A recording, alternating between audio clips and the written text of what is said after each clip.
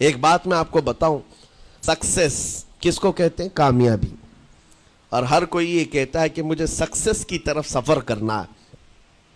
10ویں پاس نوجوان کو بھی پوچھیں کہ کوئی بھی کورس کر رہا ہے، آگے جا رہا ہے، کیوں جا رہا ہے؟ کچھ سکسیسفل لائف گزارنا ہے، کامیاب زندگی گزارنا ہے، اس کے لیے دروازے کھٹکھٹا رہا ہے. تمہیں پتہ ہے ان مسجدوں کے میناروں سے جو آواز گونجتی ہے اذان کی، اس میں ایک لفظ آتا ہے.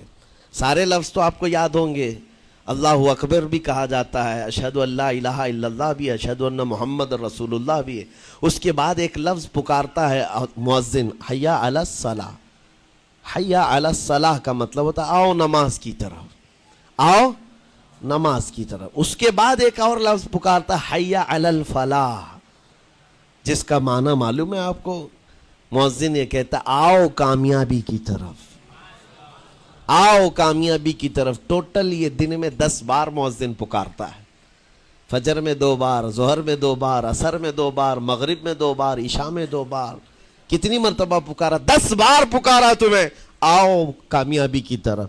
لیکن ایک بات یاد رکھو، یہ پکارنے والے مؤذن کی حالت مت دیکھو کہ یہ پکار رہا ہے، بلکہ یہ رحمان کی صدا ہے، یہ اللہ کی صدا ہے جو تمہیں بلا رہا ہے. یہ تو اپنی آواز اور اپنے الفاظ سے ترجمانی کر رہا ہے اور تمہیں اللہ کی صدا تمہارے تک منتقل کر رہا ہے. لیکن حقیقت میں بلانے والا کون ہے؟ اللہ ہے. مسجدوں میں بلانے والا کون ہے؟ اللہ ہے. اللہ کی صدا پر آپ آ رہے ہو. اب سوچو، جو رحمان تمہیں 10 مرتبہ دن میں یہ بات پہنچا رہا، آؤ کامیابی کی طرف، آؤ کامیابی کی طرف، تم اس چیز کو چھوڑ کر کے کامیابی ان لوگوں کے سامنے ڈھونڈنے نکلے جن کو پیشاب کرنے کا سلیقہ نہیں معلوم، جن کو کھانے پینے کے طور طریقے نہیں معلوم. ان لوگوں کے پاس ہمارے بچے اگر کامیابی ڈھونڈیں گے تو بات یہی ہے، ٹوپی کو سر پر پہنو تو اچھا لگے گا، لیکن دوسری جگہ پہننے لگے تو بیوقوف کہیں گے، ظلم کر رہے ہو ٹوپی کے ساتھ. اسی طرح میں کہتا ہوں مسلمان کو اللہ کی بارگاہ میں آ جانا سب سے بڑی کامیابی ہے. اور اگر دوسروں کے ہاں در در بھٹکتا ہے تو گویا کہ اس نے اپنی حیثیت کو ہی گرا دیا ہے.